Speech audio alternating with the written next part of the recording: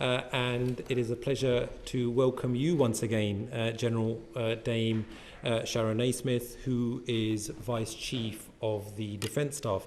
Secretary of State, I know at the outset you wanted to pay tribute to Lance Corporal George Hulie, who sadly died in Ukraine last month, and I would also like, on behalf of our Defence Committee, to put on the record recognition for his service.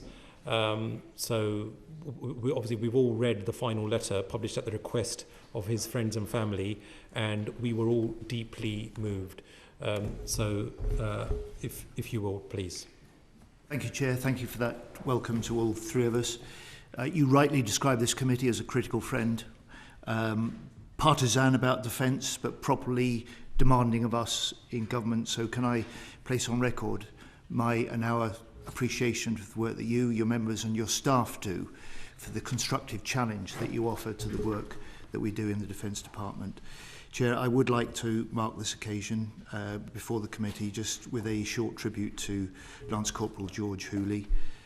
As you say, he lost his life in Ukraine last month in the cause of peace and freedom. He served our nation with distinction and with honour. And in the words of one of his comrades who I spoke to and was with this month, he described him as the best bloke I've ever worked with. And when I met with President Zelensky a couple of weeks ago in Kyiv, I said I hoped that he would see the tragic loss of Corporal Hulie as confirmation that we in Britain are ready to send our best to support his nation, that Britain continues to be Ukraine's closest, most reliable ally, and that we will stand with Ukraine for as long as it takes. And a secure Europe requires a strong Ukraine. And as Defence Secretary, I can confirm for this committee that our mission continues. Support the fight today, secure the peace tomorrow.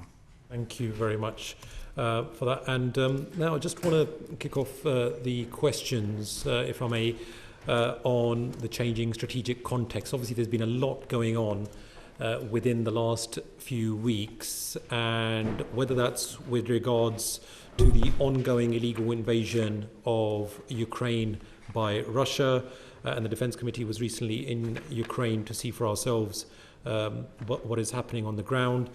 We've also seen for the first time a NATO ally threatening to annex NATO territory with regards to Greenland. I know that we've debated that within the chamber as well, not to mention the publication of the new US national security strategy and the defense national strategy as well. So with respect to all of that, and we all acknowledge that the US is our number one ally, but the sands, they are shifting. So for us, we were also very perturbed by the awful, hurtful comments with regards to our brave servicemen and women, 457 of whom perished, and we never thought a US president would be using such words. So with regards to all of that's going on, how do you think that's affected your own agenda with regards to the modernisation and transformation of our armed forces? I think it has reinforced the case that we have made as a government since July 2024. I think it has reinforced the vision and imperative of transformation that was set out in last year's Strategic Defence Review. And in the context that we see and that you outline there, Mr. Chairman, we've certainly seen over recent months demands on defence rising, uncertainties increasing, and that doubles down, I think, on the way that as a government we have tried to approach this new era of threat and uncertainty, which is to fashion a new era for defence, but that's within the context of a government that recognises this is an era that requires hard power with greater investment in defence, stronger alliances, resetting our relations with key European allies, and sure diplomacy, which I think we've seen from the Prime Minister very clearly over the last fortnight in the midst of the the concerns over Greenland, the new publications of the National Defence Strategy and previously the National Security Strategy in the US, and of course the increasing commitments that we are ready to make in support of Ukraine.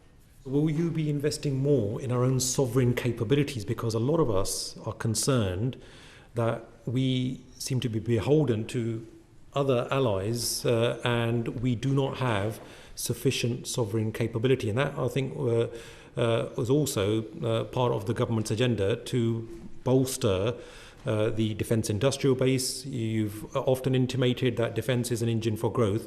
So what are you doing to ensure that we have more sovereign capability? Will we be investing in more UK sovereign capability? Yes. An argument I've made for several years before the election. We declared at the election when we were elected into government that we would look to direct British defence investment first towards British-based firms, new jobs and innovation in this country.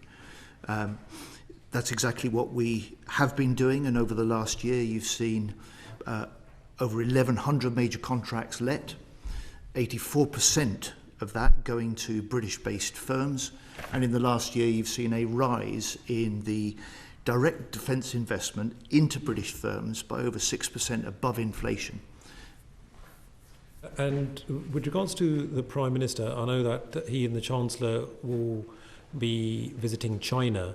Now, can you confirm whether the Prime Minister is willing to sacrifice defence and security concerns at the altar of economic prosperity with the second largest economy in the world?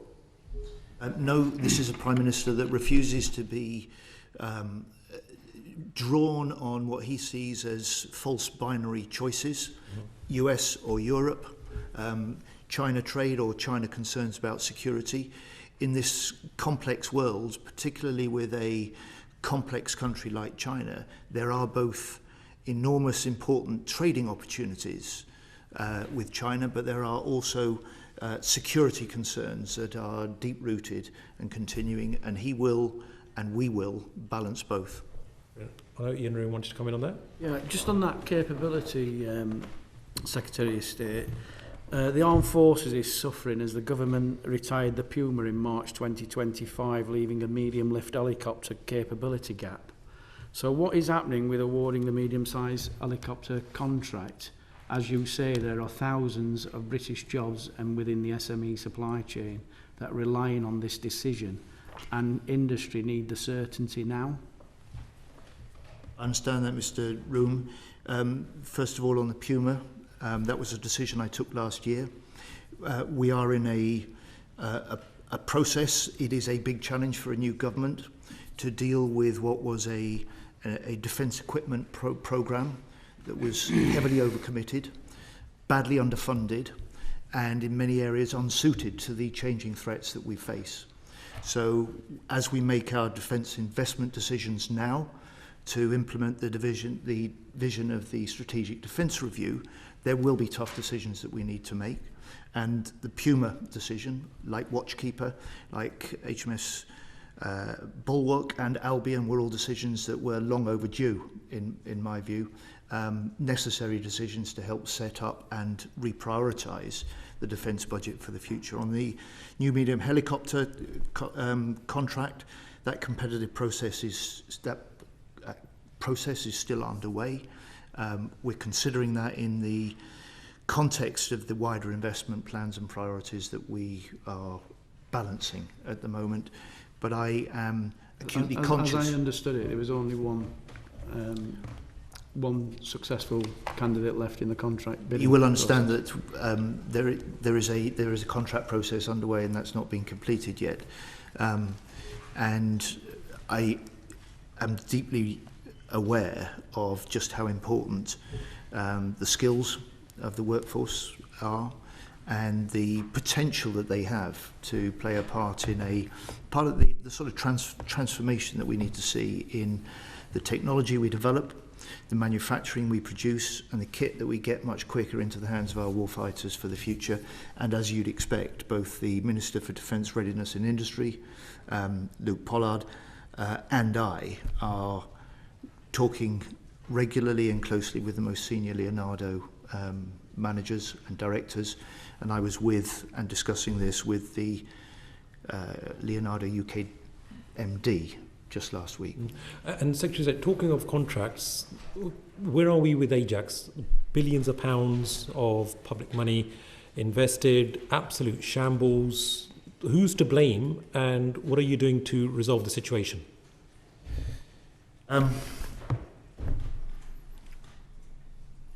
So Luke Pollard, Minister for DRI, updated the House quite properly last week. I am furious that vital information was withheld. Ministers were lied to. It's clear we didn't have the full facts in the lead up to decisions about the initial operating capability. That IOC has been withdrawn. The Army is no longer in charge of this programme. A new Senior Responsible Officer, SRO, is now in place. I've been clear that we must back it or scrap it. The work is being done at the moment in order to put us in a position to make that decision.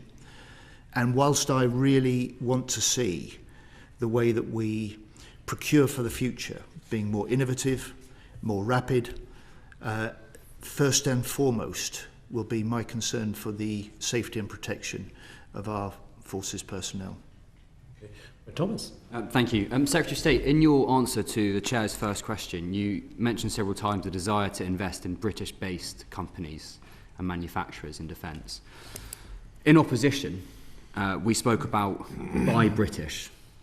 You spoke about Buy British, and that was the kind of Labour manifesto spoke about that as well. You're now using language that is British-based. Does that reflect a policy within the department to accept that it's too difficult sometimes to give contracts directly to British companies, and that there's an acceptance that if a foreign company from, let's say, Europe or America has a British subsidiary, we're now accepting that being British-based is sort of good enough to fall in with that kind of Buy British mentality? 3 points. First of all, Buy British is clearly a shorthand. What it signifies is a determination and a first focus on the role that defence can play as an engine for growth, creating new jobs, new opportunities, skills, backing good British-based businesses and innovators for the future.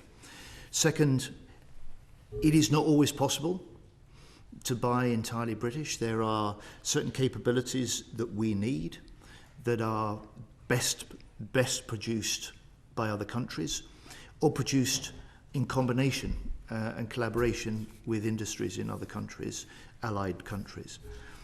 And third, I think I would just encourage the committee and the public over the next 2 to 3 years to judge us on what we do, not just on what we say. I've given the committee already the figures in the first year in government for the way that we've increased defence investment into British firms. I've made a series of announcements that will lead to more British jobs and opportunities. In Ms Scrogham's constituency here, just since the last election, there are over 1,000 extra jobs in the Barrow shipyard because of the extra investment that we're putting into defence. And I'm announcing today a new programme to find the next UK defence tech unicorn in this country. That's a pot of up to £20 million that we will go after and invite those entrepreneurs that may not have done much or any business within defence before to come forward with the sort of innovation and ideas that they may have that we can help develop and support. And this is part of the Office for Small Business Growth opening its doors today. And it's, if you like, new ways of finding new entrants and new entrepreneurs in Britain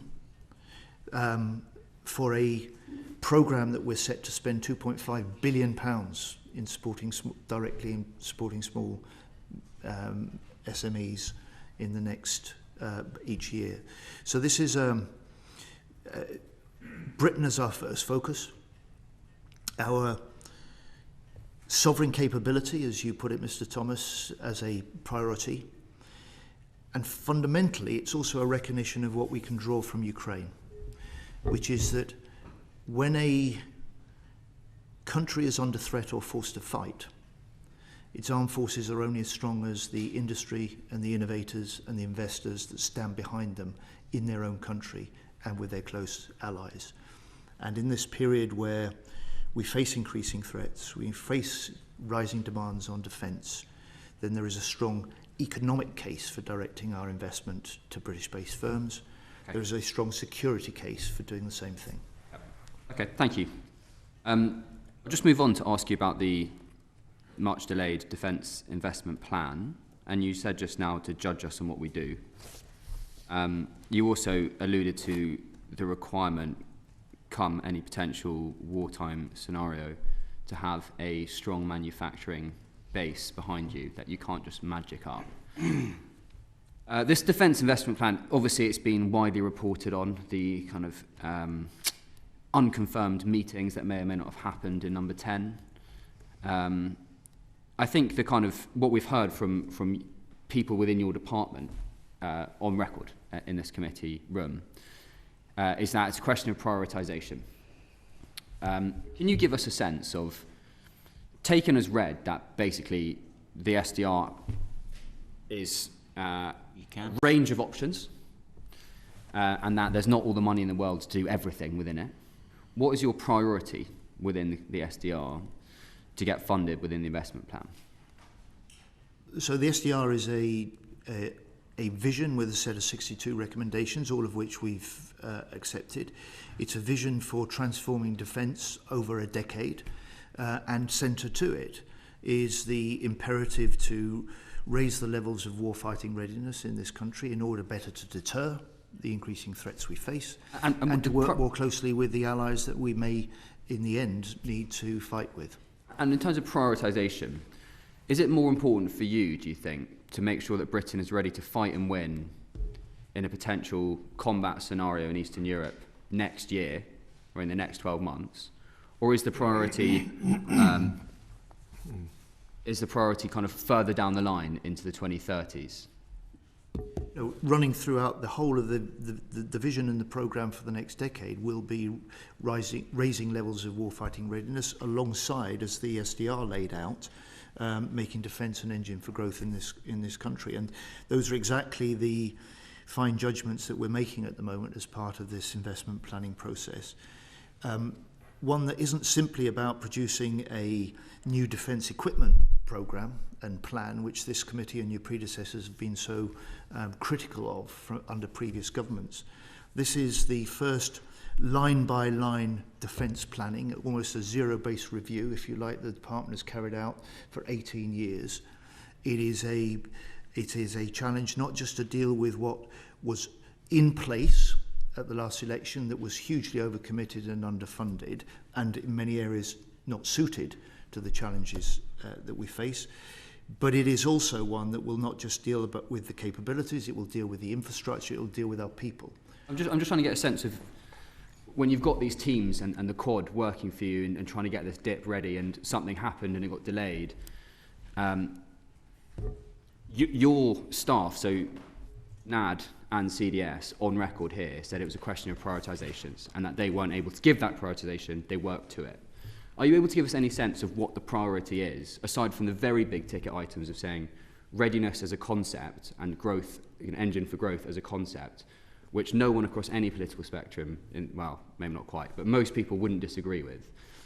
Are you Mr. Thomas, those were not the two lodestars that you saw driving defence decisions under the last government.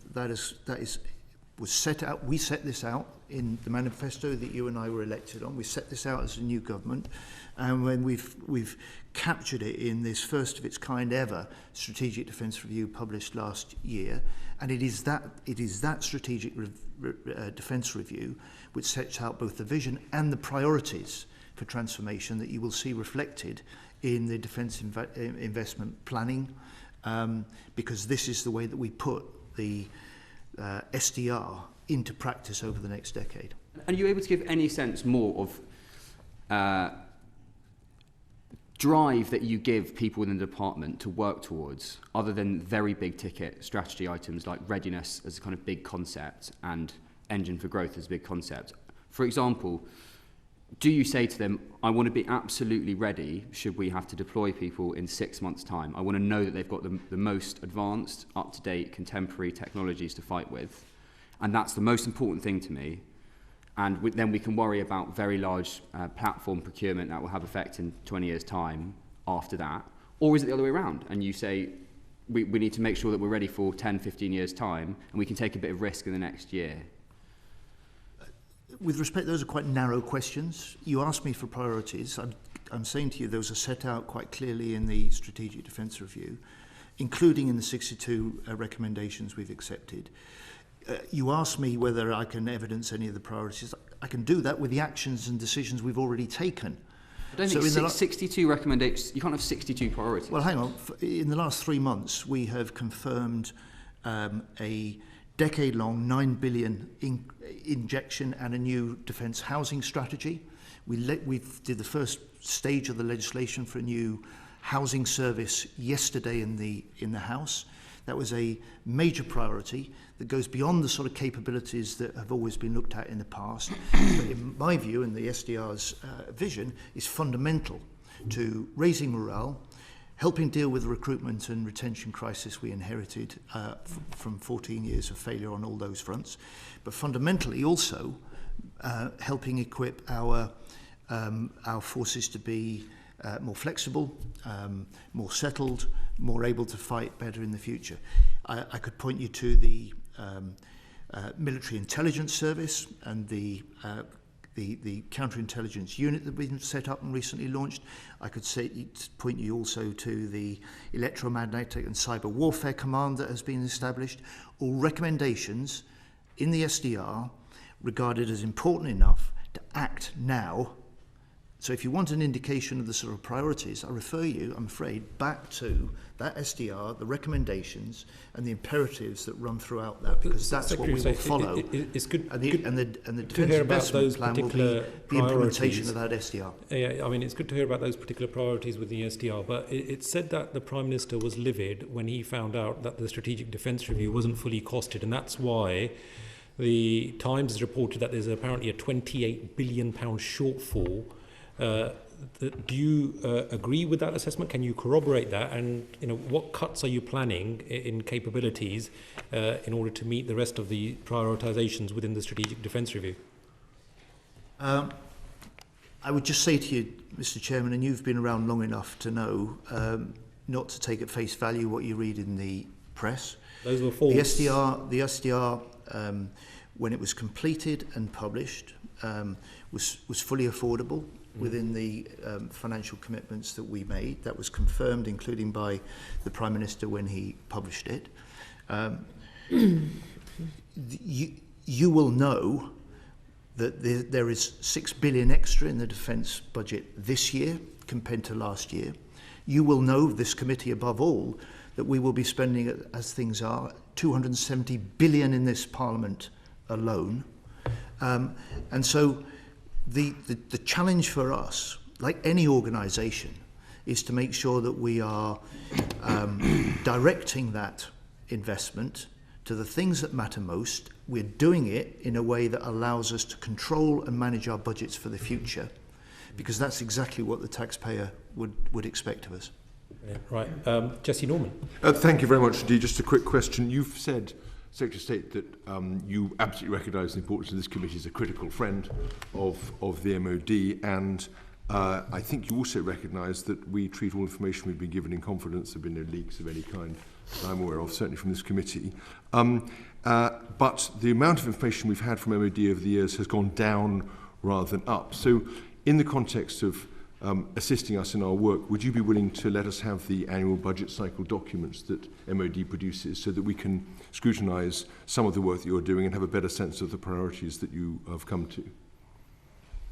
Well, look, this committee will receive the information it's traditionally had on budgeting, annual reports and accounts, and you'll be able to take me to task, the new Permanent Secretary to task, on the areas that you want to cross-examine. Can I just add, for just To aid the committee, because I know a previous Secretary of State raised this in the hearing, I think, last week. As part of defence reform, we're actually changing our approach to how we manage the budget in MOD, and the annual budget cycle to which you're referring was under the sort of the previous regime based on the annual update to deliver the defence plan. We are moving our approach to a strategic planning cycle that actually brings together the strategy and the finances in a single cycle. And this will help us improve our alignment of resources and priorities. It's a significant change. It'll be moving away, and perhaps there'll be less focus on those sort of isolated budgeting rounds to the integrated multi-year approach.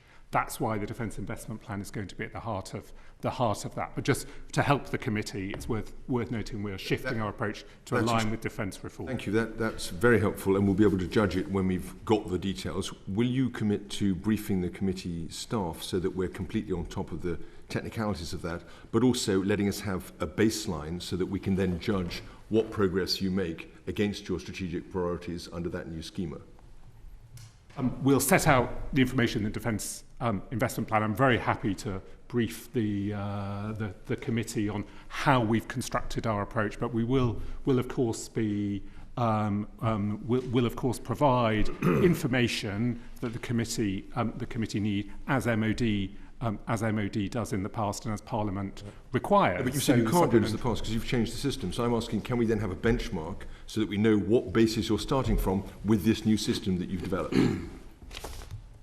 Well, look, first of all, we will set a new benchmark that will be shared with the committee. But I think, to be fair to us, Mr. Chairman, when the committee has asked for briefings in private and with a degree of confidentiality, we've always tried to respond, and you have been public and positive about the way that we have been able to do that to this committee in a way that there were complaints about that the previous committee didn't get that information. And so if it is a briefing that you're looking for, Mr. Norman, and as a committee, on the way that we are trying to change the what the Permanent Secretary describes as the strategic decision-taking cycle, then of course we will do that. Briefings would be great. The trouble is that we won't get institutional memory and accountability if we don't have documents showing what the basis was when you started and how you're going to work out the numbers. And then in a year's time or 2 years' time, we can look back and say, well, that was the baseline, this is how it changed, and that was what the system was.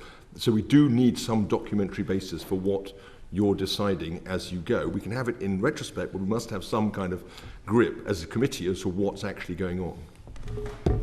Of course. I think that's, well, you're a one-man institutional memory for this committee, if I may say so, Mr. I wish that was true, and certainly unreliable if so. Yeah. Michelle Scroggle. Thank you. If we can just go back to the Defence Investment Plan. Obviously, it's wildly awaited with speculation on why we're waiting so long to see it, but that aside, my concern is businesses. So we've got a fairly large supply chain. Many of those businesses rely on the orders coming through. They don't survive on hints and ideas on what might come through. Talking to businesses recently, there are businesses out there that are shedding staff. Now, that is the opposite of what we were looking for at the moment, but they're doing that because they don't know what signals are going to turn into actual orders. So can you tell me what we're doing to protect those businesses while they're waiting for this information to feed through, whether it's next week, next month, spring, with it, they need that information. So what are we doing to make sure that they have the support they need now? So I understand those concerns that businesses sometimes voice. I would just say that this is in the context of a greater certainty that this sector has not had. There is no one working in the defence industry today who has known they were working in the certain decade of rising defence spending ahead. No one working within defence industry that has the certainty of the vision within which our priorities and our decisions will be taken with the Strategic Defence Review. And I would just say confirmation of important decisions will be part of the Defence Investment Plan. But that is not stopping us getting on with a good deal of the contracts needed, the action that's required. And I said to the committee earlier on that over the last year or so, we have let over 1,100 major contracts. And just last week, I was in Edinburgh with Leonardo, announcing a £450 million contract to upgrade our Typhoon jets. That is investment decisions now, straight into the manufacturing of the new radars. And that isn't just about our own, making our own Typhoon fleet more lethal, better able to outmaneuver and have the edge on adversaries. That's about reinforcing the ability for us to make British-made Typhoons attractive to other countries as well. And as a proof of that, I would just say to you, look at the £8 billion deal we agreed with Turkey for Typhoons in the autumn last year. It was part of more than £20 billion of a boost to British defence industries that we won in exports in the last year alone. That's a record level since records began nearly 40 years ago. Thank you very much. Calvin Bailey. Thanks very much. Sorry, I'm going to take you back a few steps. So you arrived in government, the equipment plan is there waiting for you with what the MOD put as between 7 and 29 billion out of whack. NAO reckons it's about 16 to 17 billion out of phase. Why wasn't that formally resolved or recognised prior to the SDR process commencing? Sorry, you're talking about the equipment plan produced under the last government? Why on earth would we continue with something that was badly flawed as that? It wasn't just that the NAO regarded it as underfunded and unlikely to be delivered. It also pointed out that the whole way that Defence previously was putting that together wasn't even consistent between the three services. Now, we were new government, set of new strategic priorities for the UK, a strategic shift, if you like, just like the US is undergoing some sort of strategic shift.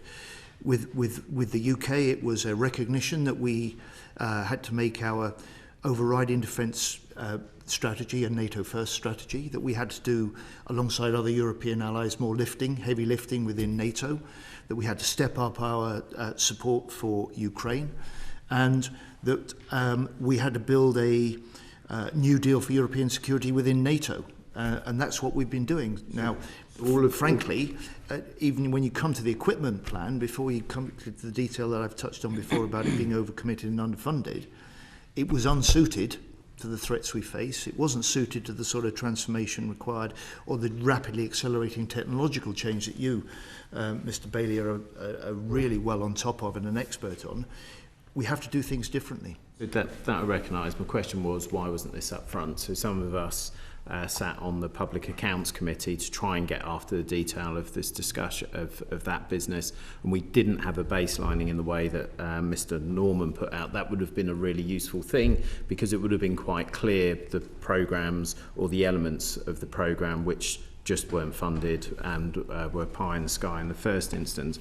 And so arriving in the SDR process, there is an effort to not compound that error, even though we didn't have the necessary public discussion to understand just how bad things were anyway. But in attempting to not compound the error, the TORs for the SDR said that the review will identify where reprioritisation of roles, capabilities, activities and support will be made in the current defence programme. That's correct, am I not? Yes. Brilliant. Okay, because last week CDS was unclear that was the case, and just to kind of link, and I know we'll talk about the ABC later, that is entirely contrary to how your new design works. It's very definitely that CDS should be providing some of that prioritisation internally to you. So the question I have is, who took the decision to remove the reprioritisation from the SDR? When was that decision made, and under what rationale? Sorry, I'm actually, you've lost me. Okay. The SDR was a reset of this country's strategic defence and security approach. It was done so to reflect the the framework of priorities that we'd set out in our manifesto. With the greatest respect, Secretary of State, my point was that in the TORs, the reprioritisation was part of the activity, and at some point, and we observed this into our two committee, and I can draw out the quotes, when the team first came out in front of us, I think it was Lord Robertson first said, like, that's part of what we are being asked to do, and then when they came back, General Barron said, actually, I don't have to worry about this, like, that's for them to do. When between those two meetings was that changed? Under what rationale did that change come about? I may be a bit slow, but I'm still not following you. Of course, the Strategic Defence Review was a review and a resetting of Britain's strategic priorities. We left behind, and we said at the election we would, the sort of bombast of a global Britain under Boris Johnson. We were recognising the increasing threats. We were recognising that America was rightly requiring European nations to step up and do more within NATO.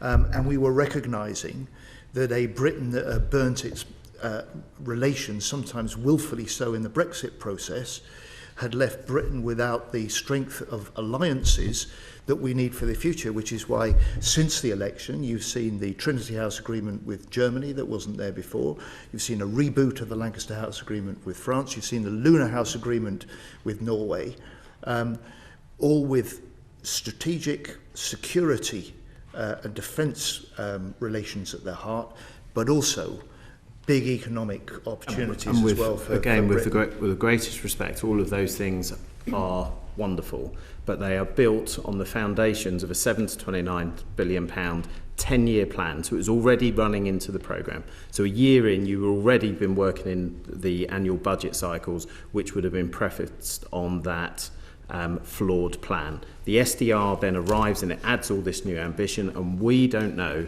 at which point the SDR team was told not to apply that ambition within the SDR. We don't know why, and there is no evidence of reprioritisation after the SDR. So the question again, at which point was the prioritisation removed from the SDR team? I'm still failing to understand your question, and Chair, perhaps I could just say, if you need to, can you write to me on this? My friend Emma Lee will be able to advise on that. I'm sorry, Mr. Bailey, I'm just not following what you're saying. All right, the SDR team. Emma, go on. Sorry, afternoon all. Secretary of State, I think if I can try and simplify it, because I do tend to speak quite bluntly and straight, the SDR was supposed to identify reprioritisation, but it didn't. The reviewers were clear with us that that had been removed.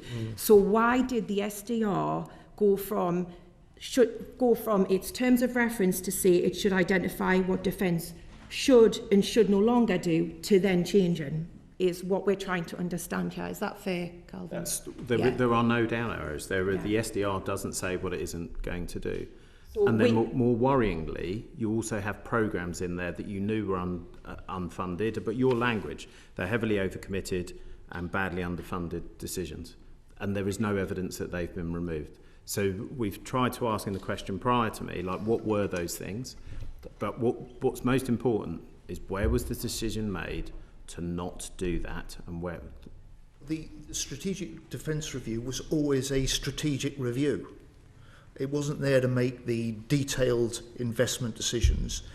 That's my job, that's our job, that's the job we're now doing to implement the Strategic Defence Review through the Defence Investment planning process. What it did do was recognise that there were priorities that the previous government might have pursued, reflected in the defence programme and the programme of record. For instance, a global Britain role. For instance, a kit that just wasn't recognising the very rapid technological change. And it's one of the reasons that I made those decisions I referred to earlier, while the SDR review was going on things like Watchkeeper, on Bulwark, on Albion, on Puma. Because we do and we have to make disinvestment decisions as well as investment decisions. But those are for us, not for the strategic reviewers. what you're saying doesn't fit with the terms of reference from the SDR. I'm looking at them now, and what you're saying doesn't align with the actual terms of reference. And what myself and Calvin are trying to understand is what changed from the terms of reference to the SDR being produced. The work of the SDR, and it worked within the terms of reference, it worked within the financial envelope it was given, it produced the Strategic Defence Review. You can take a view about whether it fully met its terms of reference or not.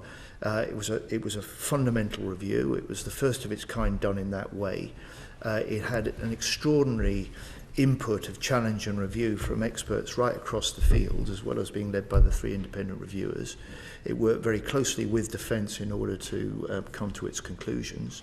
The job now for me as Defence Secretary in the Defence Department is to take that vision, which we've accepted, to take the recommendations, which we've accepted, and put that into practice. We're doing that already, and we have done in the first 6 months since the Strategic Defence Review in a number of areas. And we've got big decisions that we're in the process of taking, and we're working flat out to complete the DIP process, because that's the way that we implement, not just for this Parliament, but for the decade that they set out the vision for. Right. Obviously, there seems to be some misunderstanding. We want to bring this to a conclusion. Bring it to a close. Thank you. The reason why this is important is that in the previous Healey review in the late 60s, those programmes that entered an unaffordable defence plan came under immense pressure because of the ability of the government to separate them. The one that was most notable was the cancellation of the TSR2.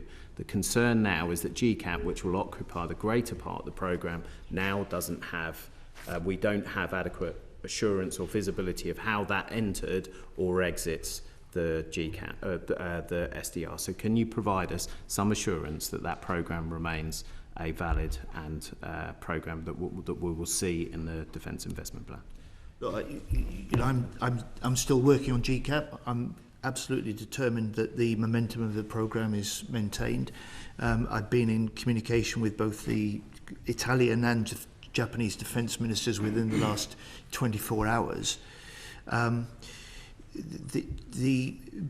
to come to this, what I think is a really important point that you're making here, this investment plan, the plan for defence for this Parliament and this the next decade will be affordable, because it's been one of the fundamental flaws of the way that previous governments recently have done their defence planning, done their equipment plans, and this will be affordable. It will reflect the priorities and the strategy vision set out in the SDR. And I am determined, and I see it as my job, to make sure that when we make those commitments, when we make those decisions, they are deliverable, and that's what we do. Yeah, Secretary, what I would suggest is the issue around reprioritisation, it's a key one in terms of reference. Perhaps you could write to the committee to clarify so that we can clear any misunderstandings that there may be on this particular issue. I do want to move on from the Defence Investment Plan. I think there are 3 very quick supplementaries before I want to move on to defence reform.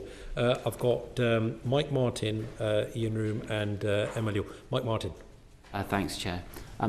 Secretary of State, I can see that you want to keep this big picture. So following in that theme, I noticed across the quads you've got 4 budget holders, and all of their spend is categorised. It's either invest, or it's readiness, or it's operate, and that seems like a very sensible innovation. Could you tell me the balance or percentages of how departmental spend is split between those 3 categories of invest, readiness and operate? Between Perm Secretary and I, we can give you a sort of feel for that. I don't know if this takes us into the reform territory, but you're quite right. I mean, part of the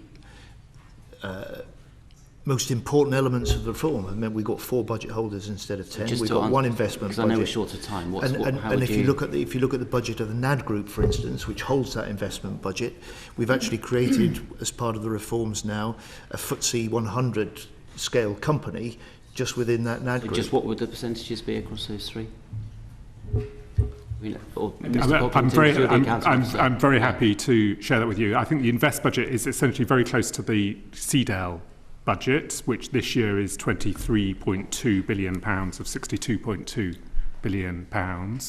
The readiness and run budget and the operations budget are very close to the Ardale budget, which is £38.9 billion. But let me get you a note on the precise. I think that would be very good. That's it's the run readiness and the operate. So they come together. And the operate okay. come together. Is broadly the position. And just super quickly, that's all public information. Is that going to be different in 12 months' time, 24 months' time, 5 years' time? Do we see that well, we've not shifting? While we do have obviously a settlement for Seedale and Ardale, the splits within the budget are decisions that we will need to make in the usual way alongside the investment plan.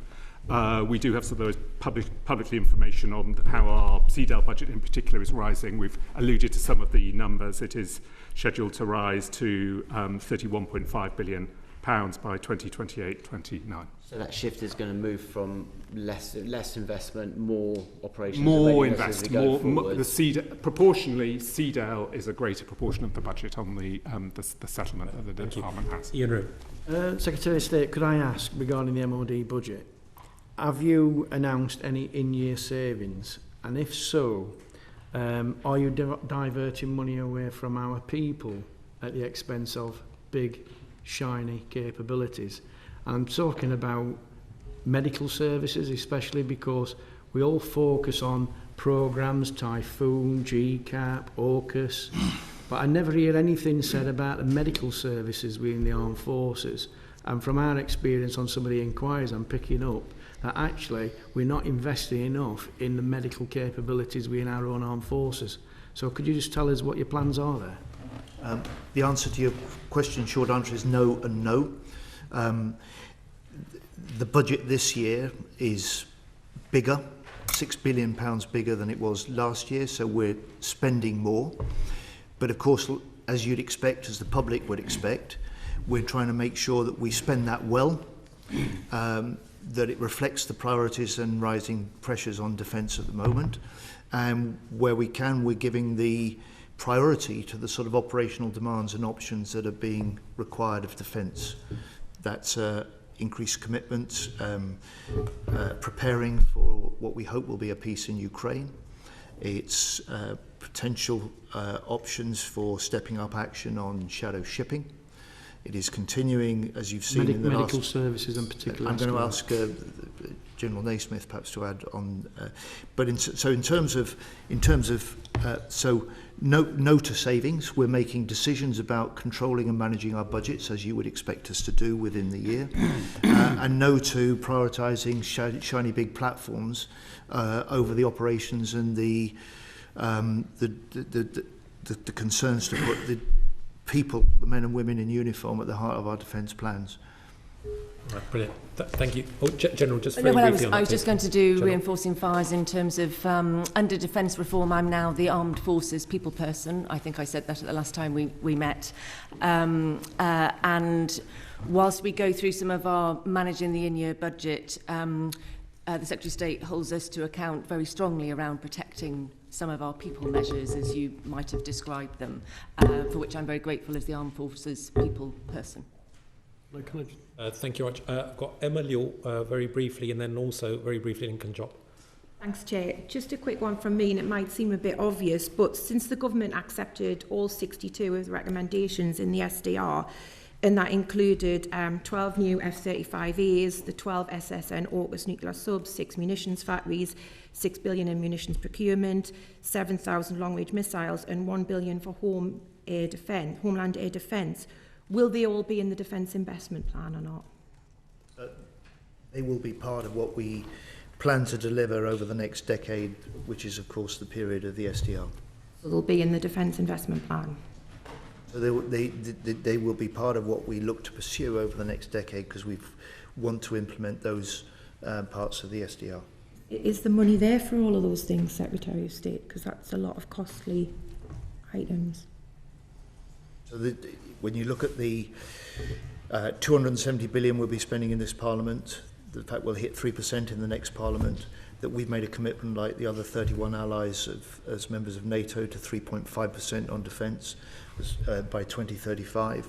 This gives us that certain decade of rising defence spending, which I talked about to Ms Scroggum earlier on, and it allows us to plan within that for the way that we pace and prioritise the investments that we make. I think what I'm trying to pin you down on, Secretary of State, and I know this, is that you accepted those recommendations, so are they going to happen? Are those what I've read, the list of things that I've just read out there, are they going to happen? Well, they're not all going to happen in the first year. They can't all happen in the first year. But the SDR was a vision and essentially an outlined strategic plan for the next decade, and that's what we will pursue. Brilliant. I do want to move on to defence reform with Mike Martin after this very quick supplementary from Lincoln Jopp. Very quick one. General, whose job is it to protect the moral component of fighting power? So it's the service chiefs to the chief, all of the service chiefs and Commander CSOC as part of the Chiefs Committee. Thank you. Brilliant. All right, on to defence reform then with Mike Martin. Thanks, Chair. Secretary of State, what does success look like for defence reform? We're probably a year, 18 months into it now.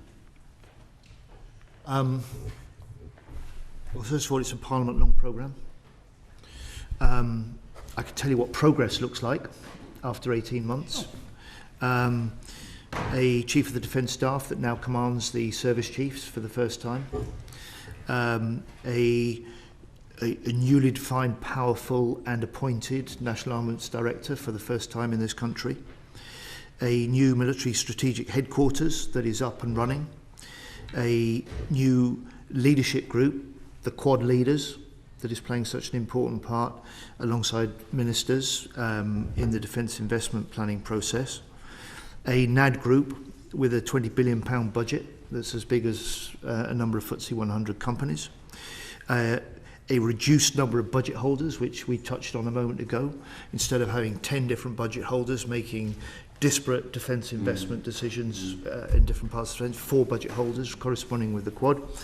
And to give you an example of the way we're consolidating what was fragmentation and duplication, what loosely could be described as the different programmes and portfolios that were about stepping up our ability to be more lethal, weaponry systems, torpedoes, long range. Instead of having 27 of those, all pursued separately, that's consolidated in one. And what does the end of the process look like? The end of the defence reform. You know, in a way, reform. When you say you're done and it's achieved. Reform never goals. ends. Yeah. What I'll do is I'll bring General Naismith in and from the Secretary in a moment, because they can talk about how what we do now and how we do it is different to 18 months ago, particularly General Naismith. But for me, the purpose of this is that we have a defence system that is better able, more quickly, to get the technology and equipment into the hands of our warfighters. Can you give some specific examples? Yes, and General Naismith can do Yes, that. so perhaps if I can bring to life how it feels different today to how it felt about 12 months ago. From my perspective in the military strategic headquarters, it feels very different. As the Vice Chief, my role, I think, is very different to that of my predecessors. The Secretary of State has talked about the game changers, as I've referred to them, the Quad accountability, having a National Armaments Director and having the chain of command under the Chief of Defence Staff. But the thing that is making it work is having a military strategic headquarters. So whilst we have difficult conversations around the implementation of the SDR and the Defence Investment Plan, my responsibility in that headquarters is to carry on delivering stuff. I've referred to keeping the show on the road, keeping focused on delivery.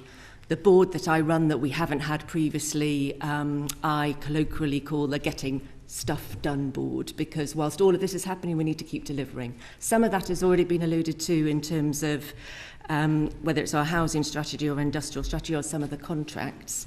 From my perspective, if we hadn't reformed into a military strategic headquarters, we wouldn't have delivered on the SDR deliverables that we already have. So, for instance, the military, I know you've just been up to, or some of you have been up to RAF Witten, but the military intelligence services, the defence cyber, the counterintelligence unit, the defence cyber and EM force, we wouldn't have been able to corral around, this is different, we take an integrated force or pan-defence view, and we prioritise how we align resource with either warnings and indicators or priority threats. We didn't have a mechanism and we didn't have the authority to do that before. I mean, same in some of the people part of our organisation. I think it feels very different having an armed forces people person that sits on that board. We would have struggled to deliver things like the cyber direct entry. We would have struggled to deliver some of our foundation gap year piece. That's the good. What's the bad? What frustrates you about the process? How would you tweak it, or what tweaks have you made as you've been rolling this out? So we're building the team. I think that's my first thing. We want a very lean military strategic headquarters. What we don't need is a load more people adding more layers. How many people in it? Oh, I'd need to confirm. But in the central pillar part of it, it's less than 20 in terms of how we bring together what was already in existence through our military operations and commitments and what we did in our force development. I mean, those two pillars remain. It's the secret sauce was bringing those two things together so that we were able to have a prioritised view, what we do today, Armed Forces plan, and what we plan in the future. So we're building the muscle. We have an Armed Forces plan. This last year was the first time that we had a draft plan for all the reasons we've talked about. It needs to be balanced with resource. As we enter into April, we look for that to be a more balanced Armed Forces plan and deliver against it. We have more to do about some of our performance and risk reporting. I could go on, but there's still a lot more to do, but it feels very different to how it did 12 months ago. Thank you very much. Alex, can I just add a couple of things, if you don't mind? So I took over as Principal Accounting Officer on the 1st of December. This is the 6th department I've worked in and the third I've run as Permanent Secretary. So I've seen a lot of government departments, and Defence has such an important but a complicated mission that it is delivering.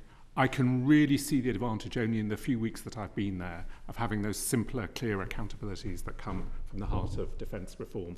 All the changes that the Vice Chief has referred to, and having the Vice Chief and the Chief of the Defence Staff really pulling together the different services and that responsibility for resourcing, for tasking that comes with defence reform really does make a difference. This year is obviously a transitional year, which sort of partly relates to the sort of answers on your questions on the budgeting regime. But I would worry about defining end states to organisational change. Organisations continually need to change and evolve. It's wrong to say that reform concludes. At a certain point, we will need to make a decision when you mainstream the changes that you're making, but never ever assume that you can draw a line on delivering change, continually improving organisations, as complicated as MOD. Right, brilliant. Thank you very much. Alex Baker. Thank you, Chair. It's complicated.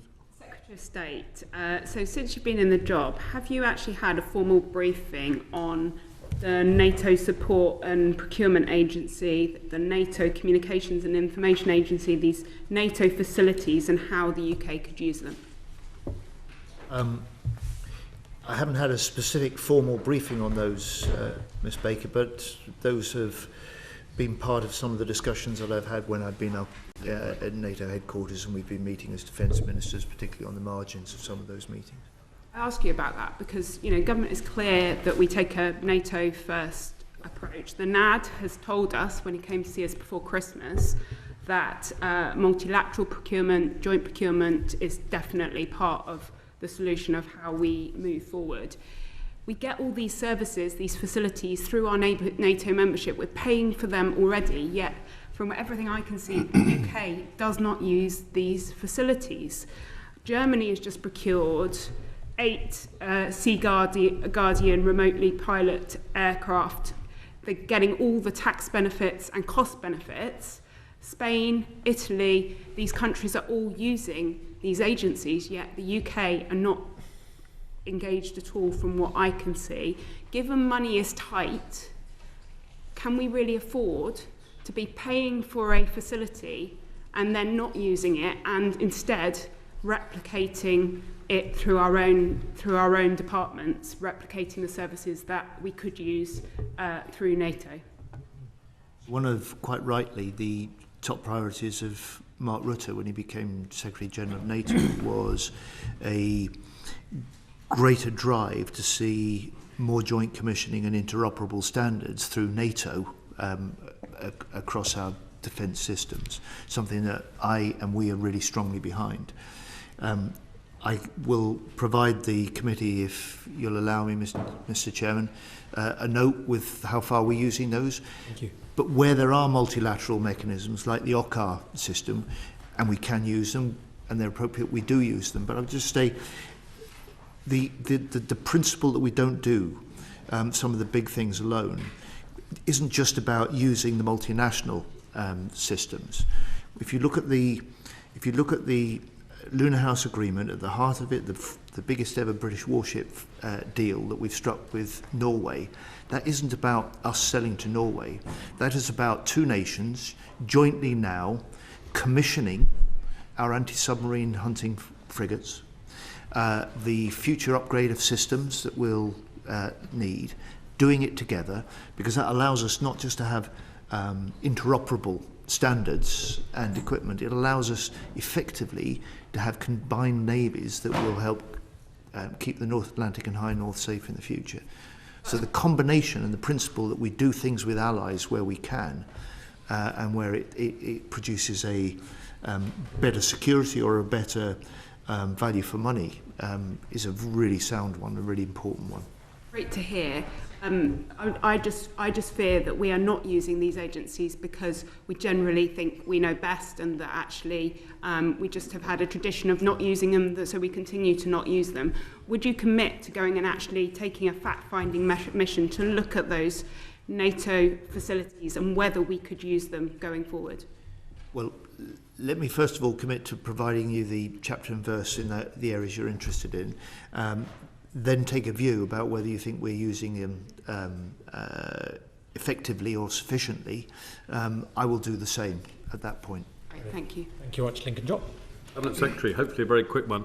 I think it was about November 2024 we had one of these sessions with the Secretary of State and your predecessor, and at that the then Permanent Secretary said that he would reduce the number of full-time equivalent civil servants in the Ministry of Defence by 10% over the course of this Parliament. I reconfirmed that that was indeed the Secretary of State's aim in the Chamber of the House of Commons subsequently.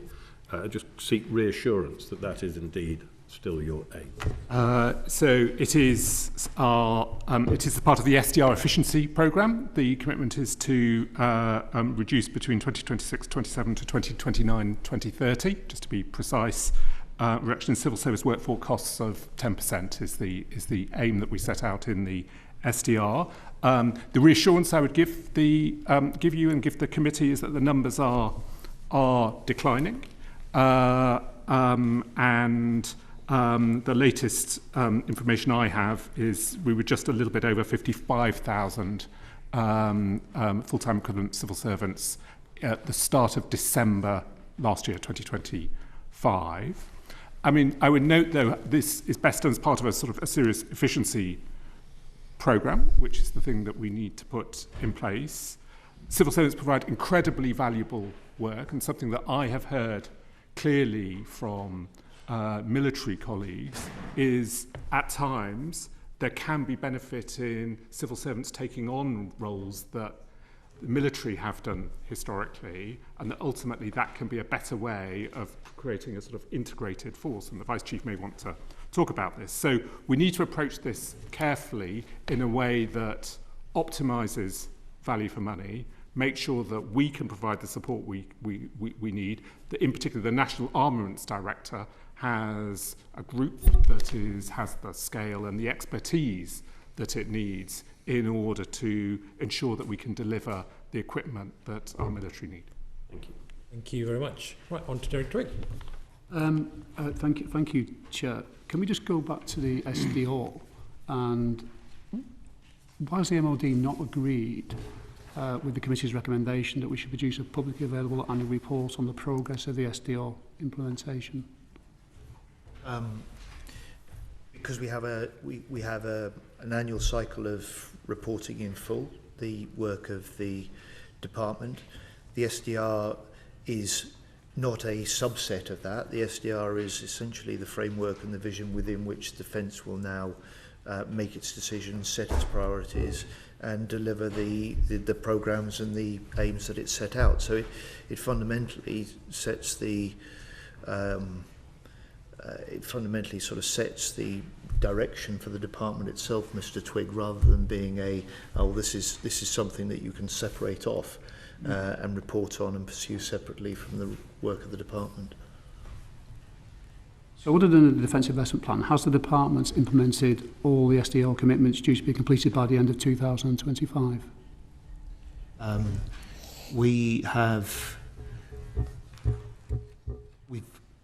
We've largely done that, and I can provide for the committee a sort of running log of where the SDR report attached timelines, target timelines.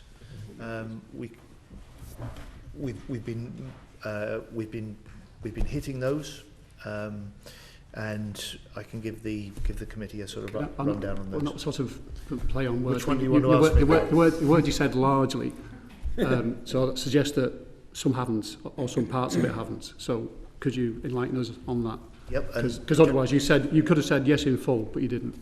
Okay, so there is a recommendation with a very exacting timetable over reworking and revamping certain elements of military training, and we're off the pace on that. Yeah. But to my knowledge and recognition, we've been determined to act where we can, to make decisions where we need to, and to implement the SDR, including the recommendations where they have early timescales. And in some cases, we've exceeded what they've set out.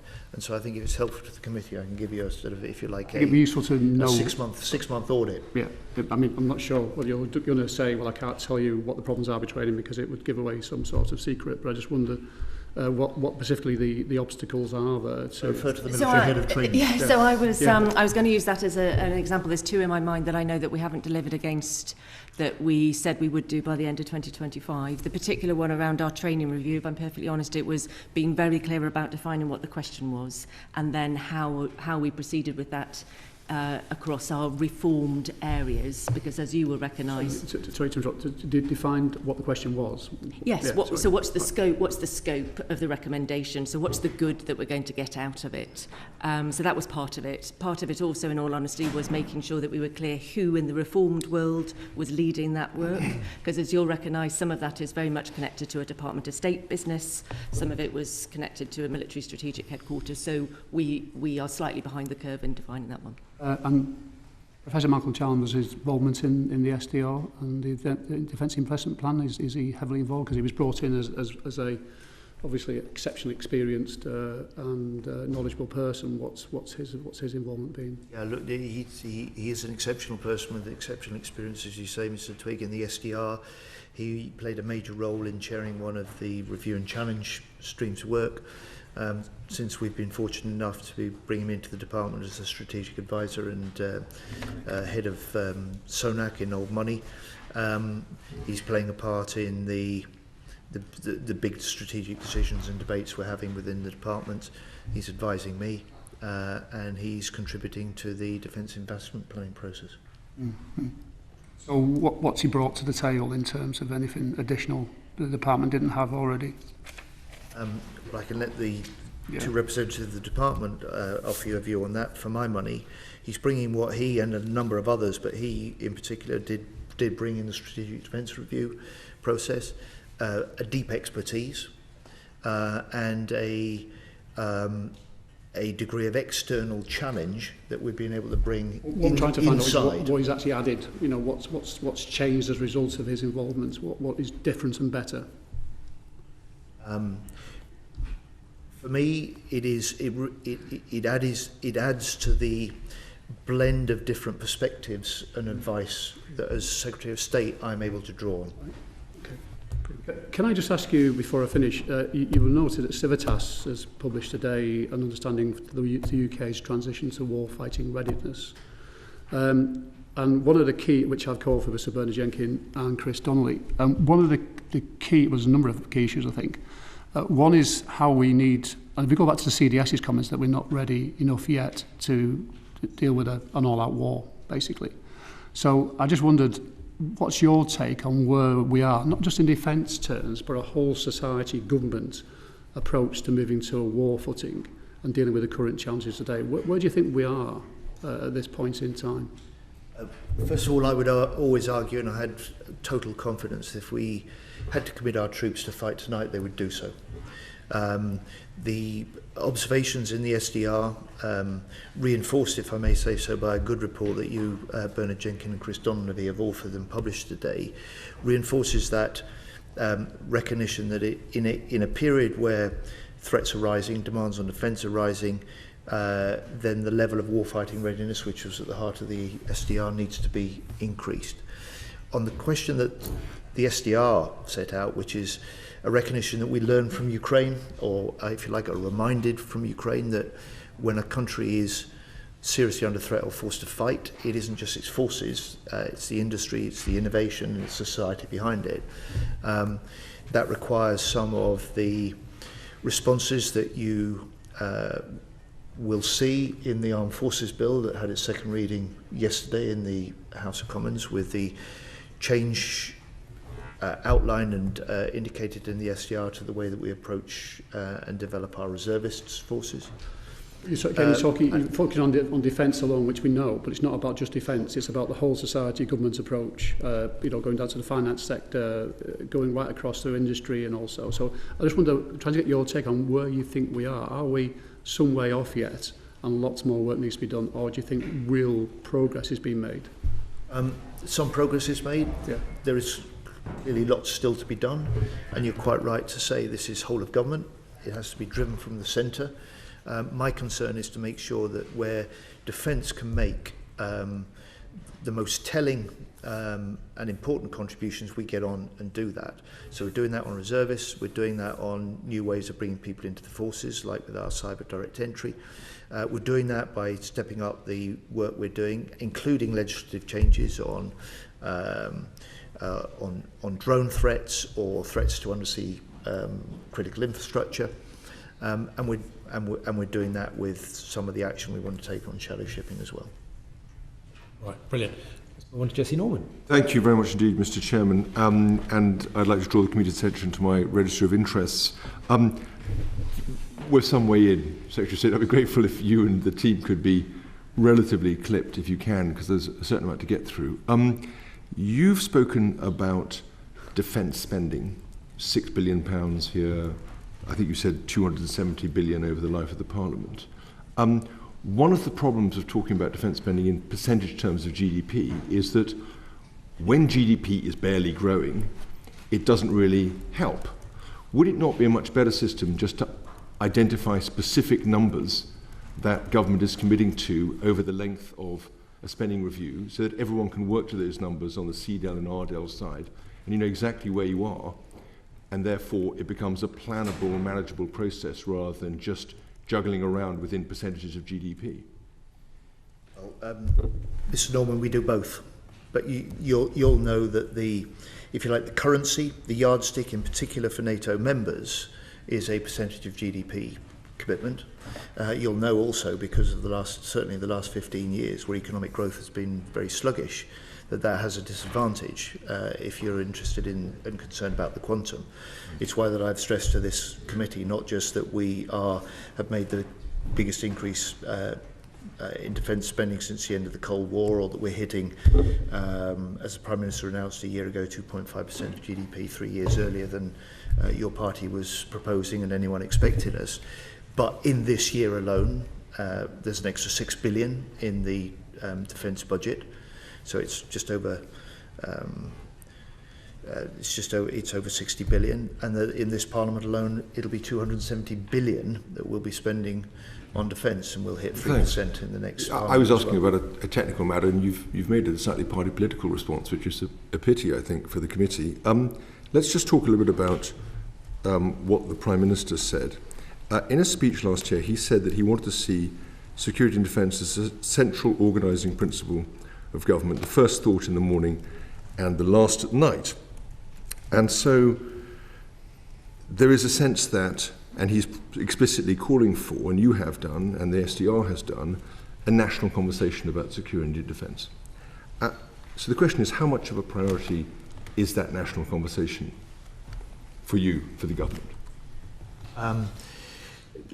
Look, in many ways, you could define what a national conversation might be about defence in many ways. And actually, the very challenges we've seen the Prime Minister and the government dealing with over the last fortnight are part of that. It's one of the reasons that we've seen in recent public opinion surveys, defence now rising to be the third most issue of concern alongside the NHS in the country. The question for me as Defence Secretary is how we help people recognise the nature of the changing world, the era of new threat, the imperative for greater vigilance and resilience in this country, but also how we demonstrate that when we're willing as a nation to invest more in defence as we must, then that is making us more secure and safer, but is also bringing direct benefits to areas and jobs and young people that they see, which is why the defence role in helping drive economic growth is also so important. But who is responsible for leading that national conversation? I think a little bit as Mr. Twigg was asking about, if you're having a national conversation and you've got a whole of society, nature of the challenges and threats that we face, which is undoubtedly the case when you look at cyber or you look at the concern about critical national infrastructure and underseas, then that's got to be an effort that's led by government as a whole from the centre. No, which individual? Is that the Prime Minister? Well, that'll be for the it'll be for the Prime Minister with his cabinet, and it'll be for the National Security Secretariat and the National Security Advisor. Okay, you've said it's amorphous as to what a national conversation means. It's a term that was introduced into the SDR, and government's been talking about it. Prime Minister's spoken about a national effort.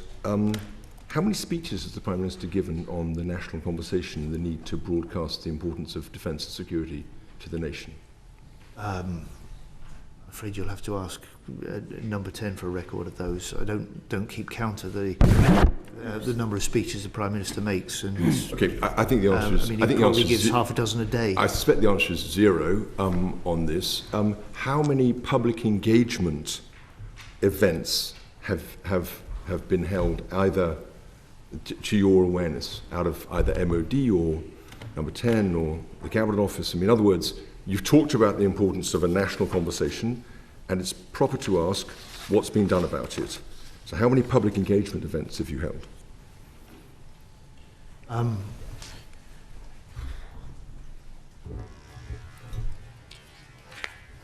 Okay, how many public I'm pausing only because you draw the parameters so wide, it's quite difficult to know how to answer.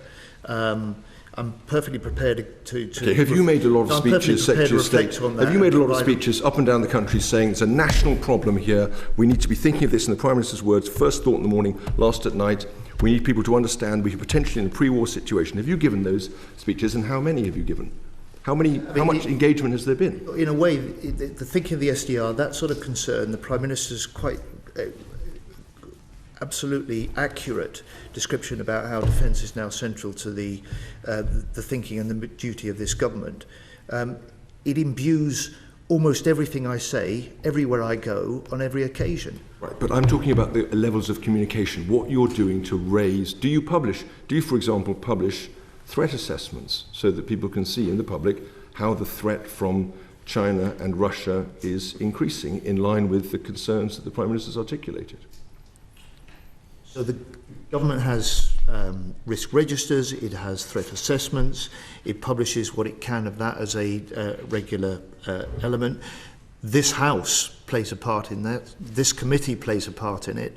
the Intelligence Security Committee plays a part in exactly that sort of national conversation and that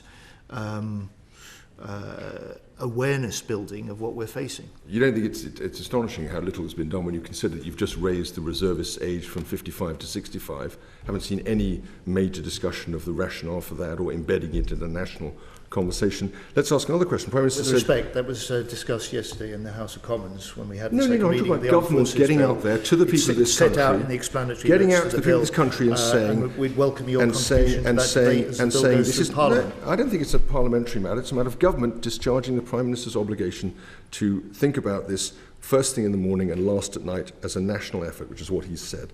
So here's a question.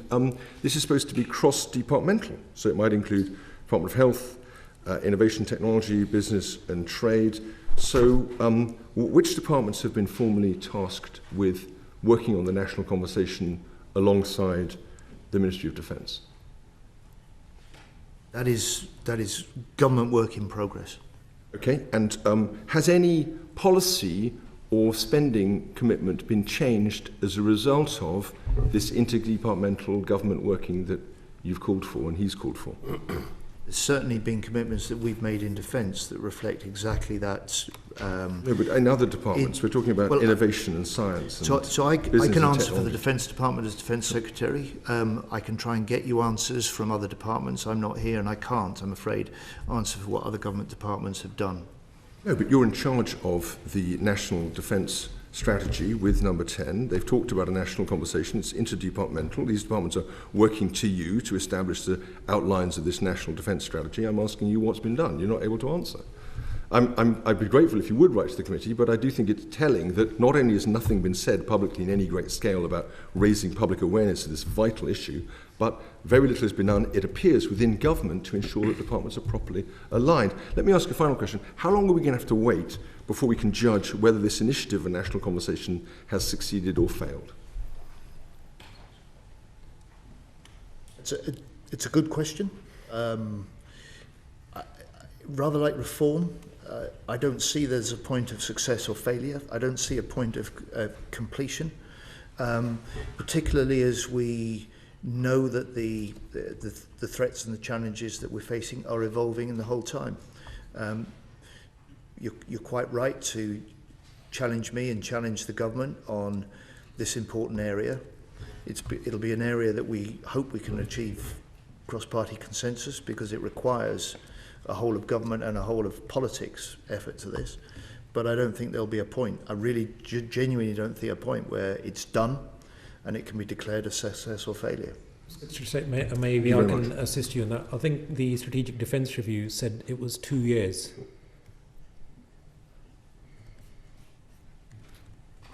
Okay, fair enough. But I mean, the serious point here is the fundamental point is that if a country is stepping up to the challenge that Mr. Norman is quite rightly outlining here, that is a challenge that's defined by the threats we face, the security environment.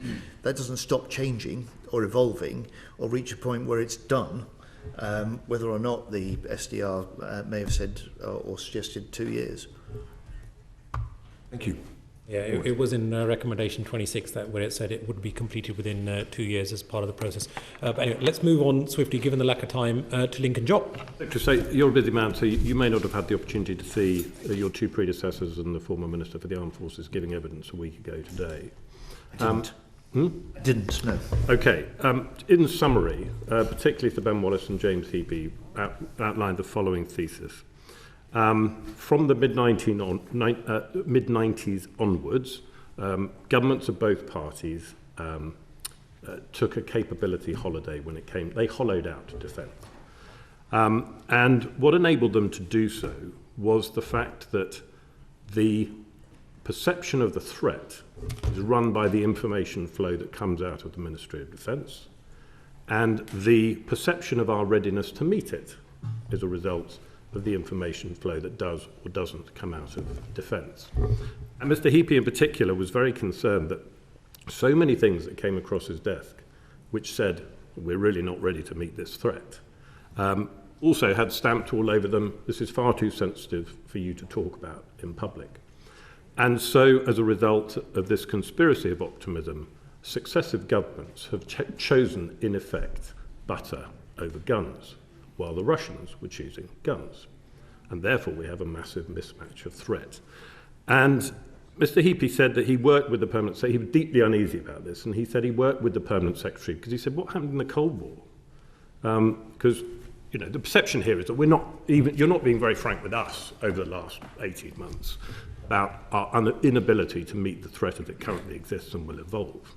And he said during the Cold War that what would happen is that a pretty warts and all report would go to the Defence Select Committee. They would make their reports and redact the sensitive information. And this was at the most freezing times of the Cold War in the 70s and 80s. And both Sir Ben and James said, look, the machine, sitting on your left, is absolutely institutionally way too cautious. They won't play the role that you need them to in order to start this national conversation, which means that you can actually convince people that, yes, education is important, yes, health is important, but defence is incredibly important and may mean that we need to start choosing some guns rather than some batter. Would you like to react to that thesis? Well, you're encouraging me to read their evidence, first of all. But I think part of my mission before the election, at the election and since, has been, as Defence Secretary, to draw attention to the threats we face, to argue that this is a new era for defence, that steps need to be taken, and the government has demonstrated a seriousness for that by making this big commitment, not just to boosting defence budgets this year, in the first year, but making the commitment to raising defence spending. Now, as politicians, from whatever party, we know that's unsustainable unless you can take the public with it. And I think that there is a public recognition that this is required. There is a recognition that hard power is required alongside good alliances. And that's characterised the approach that we've tried to take as a new government over the last 18 months. But I agree with you're kind of doing your side of the bargain, but I don't think anyone else, and it comes back to Mr. Norman's earlier question, I don't think anyone else across government thinks that they need to put down arrows in their budgets in order to make them safer. I'm sorry, that's exactly...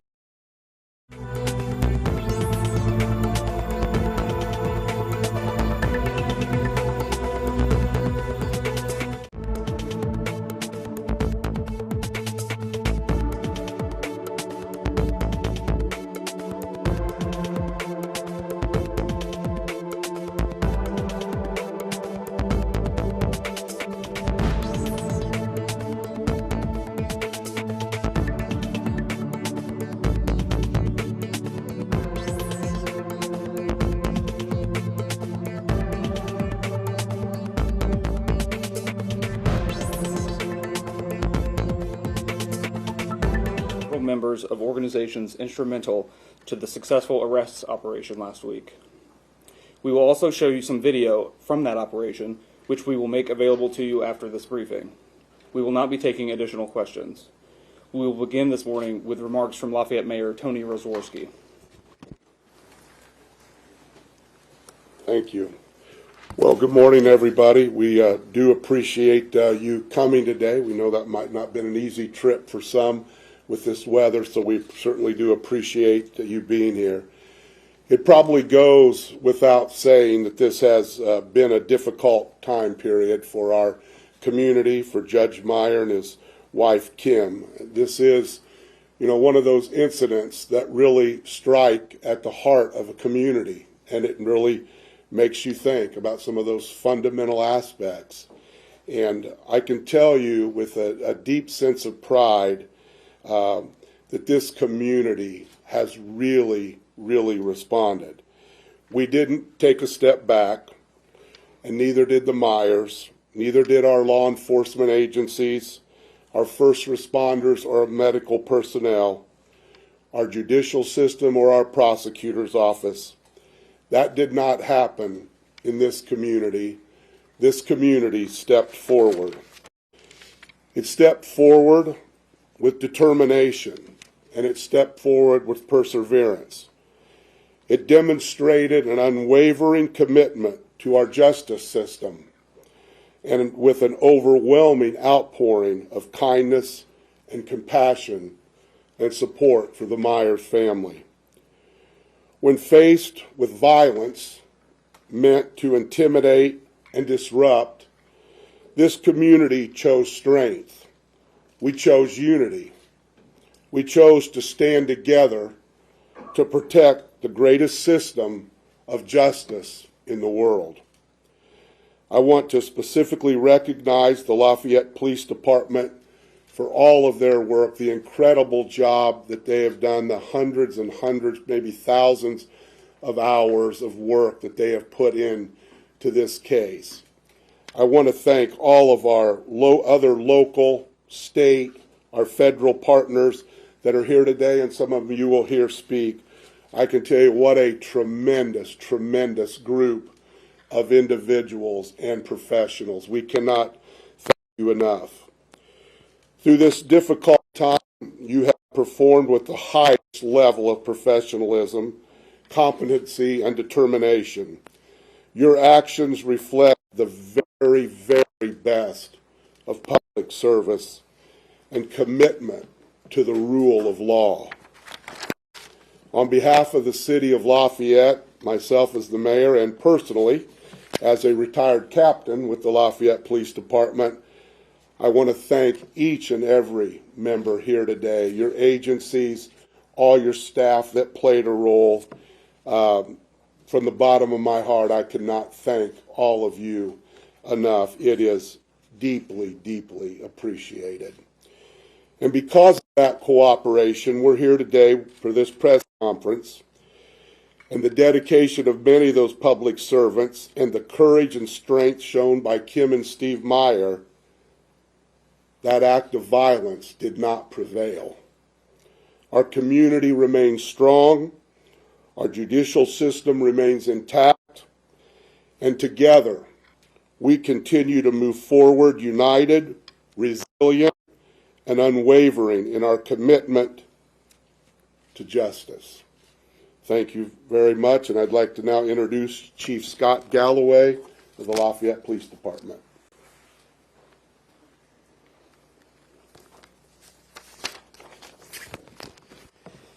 Thank you, Mr. Mayor. And I do want to note, thank you for the kind words of support, that the mayor was engaged in this from the very beginning. At briefings, all the briefings that we had, even into the night, staying late for the when we carried out our arrest plan. So thank you, Mr. Mayor, for your support. We live in a place where we have great leadership with our city council and with our entire community. So again, it starts at the top. Good morning, everybody. My name is Scott Galloway, G-A-L-L-O-W-A-I. I'm the police chief for Lafayette Police Department.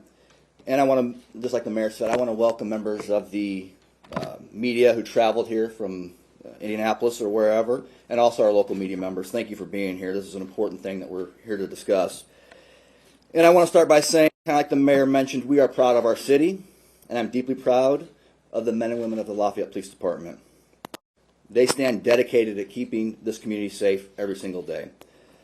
The arrests made in this case are a result of the combined effort involving multiple local, state, and federal agencies.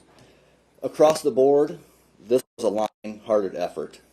This investigation never stopped. The response from law enforcement was tenacious, focused, and unrelenting.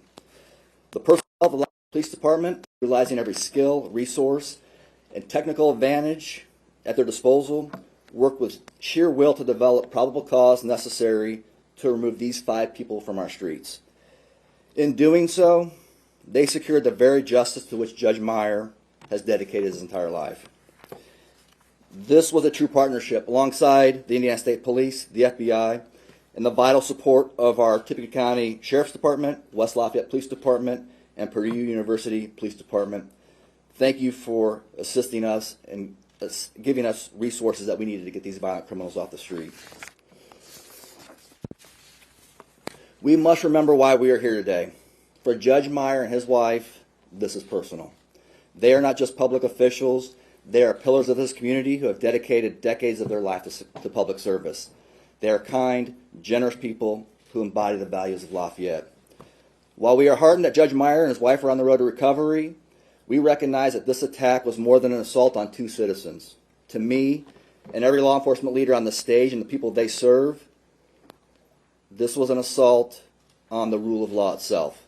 By targeting members of the judiciary, the individuals didn't just attack a person, they attempted to strike the very foundation of our justice system and the safety of our entire community. I want to extend a sincere thanks to Prosecutor Harrington, as attorneys, and as investigators in his major crimes unit. They worked alongside us 24 hours a day, drafting warrants, subpoenas, providing critical investigative insights, and meticulously constructing a comprehensive probable cause affidavit that brought us to this point. We do now have a little bit of a video to show you, and I can kind of narrate through this. This provides the scale of this operation. We're going to provide footage regarding the apprehension of the suspects, Raylan Ferguson, Thomas Moss, and Blake Smith. It's critical to recognize these arrests were synchronized in a single operation, coordinated across multiple agencies and jurisdictions that all occurred simultaneously. So we can show this and kind of narrate a little bit as we go through. Get this started. What is available? So this first one is Raylan Ferguson, who was arrested in Brookston on a traffic stop conducted by the Indiana State Police, our Street Crimes Unit, and FBI. You see the two state troopers getting out. That's Raylan Ferguson there. They've detained him. The body cam footage you see is of our street crimes officers, who then take him into custody in the back of a squad car and start the booking process.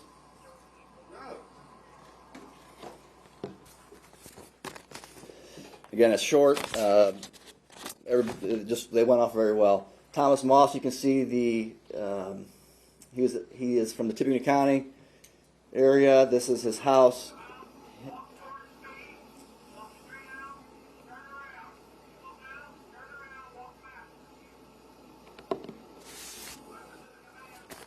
Step to your left. Now walk backwards slowly. Keep going. Keep going. Keep going. Hands up. Keep going. Keep going. Keep going.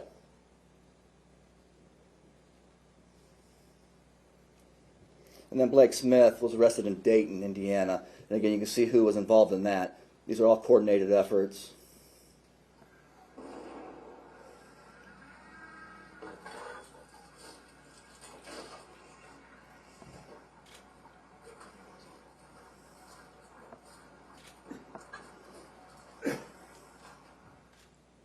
And that's Blake Smith being apprehended and walked to the police car. No one was injured during any of these. Again, that goes to the testament of the planning and execution of all the SWAT teams, of the members of our local community, FBI, and state police.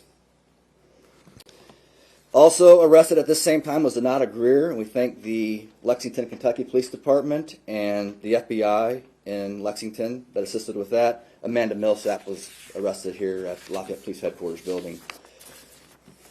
In closing, for my comments, I want to again thank the men and women of the Lafayette Police Department for their tireless dedication, as well as community partners who stepped forward with case facts and evidence. Their cooperation was vital. And at this time, I want to turn it over to Tippecanoe County Prosecutor Patrick Harrington. Thank you, Chief. I also like to thank some other law enforcement agencies for their help. As many of us know in our community, when this first happened, we did not know the scope of this or who else may be targeted. The Audubon Town Marshal, Benton County Sheriff's Department, Battleground Marshals, Dayton Town Marshals, Clinton County Sheriff. We thank the Tippecanoe County Sheriff's Department. This is an overwhelming task of logistics for the sheriff to have to coordinate his staff with all these different agencies. I thank personally the West Lafayette Police Department for what they've done, and also the Purdue University Police Department. The resources that our office uses, as the Chief just said, is we have a major crime unit. It involves 3 prosecuting attorneys, an investigator, in our high-tech crime unit. We were called on this case in real time, within the first probably 30 minutes. We've been with them almost nonstop since then. The chief outlined what we've been doing. What you see here in our community is a collaborative effort that we work together, different agencies, to solve crime, to make our community one of the safest in the United States. You may have questions about the process going forward. You should have been aware of the Indiana Supreme Court appointing the Cass County judge over this case. We do not know yet, and it may have been set while I've been here, any initial hearing dates or their locations. But that process will move forward, and they will have their initial hearings. That's all I have for you. Once again, thank you, law enforcement, for helping and assisting all of us in this. I'd like to introduce Lieutenant Colonel Al Williamson of the Indiana State Police Investigative Division. Good morning. As we all know, this was a severe attack on our judicial system. This wasn't just going after a man and woman in their house. They went after him for a reason. He was targeted. When this happens, this occurred, we were contacted by Lafayette Police Department. We have a great working relationship with their police department. Our agency's input and work on this case involves the best part was our laboratory, Indianapolis Regional Lab. Over the weekend, 3 of our analysts came in on their own time, off when they weren't supposed to be working on evidence for this case. It involved our SWAT, all of our high-profile technical units came out, our undercover people came out, and as you saw in the video, the road troopers assisted as well. We can't thank Lafayette, FBI, Sheriff's Department, everybody we've worked with on this case. We're assisting Lafayette. We're in an assist role. They're an excellent department. They did a great job. All we can hope for is a positive resolution, so show the message that we will not tolerate this. This will not be taken anywhere in the state of Indiana or anywhere in the country when you start attacking the judicial system that we uphold today. So thank you. I'd like to introduce Special Agent in Charge, Tim O'Malley, FBI. Hey, good morning, everybody. My name is Tim O'Malley. I'm the Special Agent in charge of the FBI for state of Indiana. Over a week ago now, there was an attack against, a senseless targeted attack against a member of the judiciary. The FBI and the Department of Justice stand with this community, and our thoughts and prayers are with you as they continue to recover from this act. Violence or threats of violence against the judiciary or any public service is unacceptable. Attacks like this strike at the core of who we are as a civil society and erode the rule of law and will not be tolerated.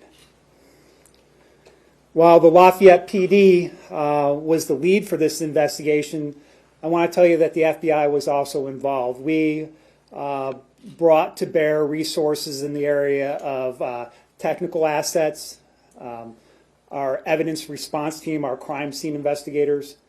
Our surveillance teams were also involved, and of course we helped coordinate some of the activity that crossed over state lines, both up north into Michigan and down south into Louisville, into Kentucky.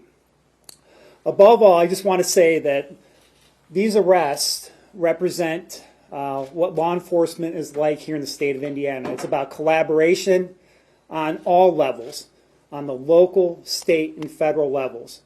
And this was a great example of what we can do when we work together. I just want to close by saying one last thing. For those of you who don't understand or don't appreciate, the FBI is here in this community. We work tirelessly every day to investigate violent crime and crimes like this. And I just want people to know that they can always call the FBI. We have a phone number. It's so easy to remember, 1-800-CALL-FBI. And we appreciate it when people call us with any types of tips, whether it be in a case like this or something else that might seem suspicious or out of the ordinary. So with that, thank you very much for being here today.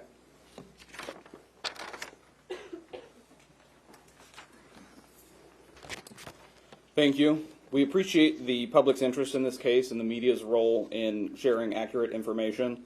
At the same time, this remains an active criminal prosecution, and we are mindful of our obligation to protect the integrity of that process. At this time, the Lafayette Police Department will not be answering additional questions regarding the details of this case. Any further inquiries regarding court filings, charging documents, or case scheduling should be directed to the Tippecanoe County Clerk's Office, which maintains the official court record. We appreciate your understanding and your professionalism. Thank you for attending this briefing.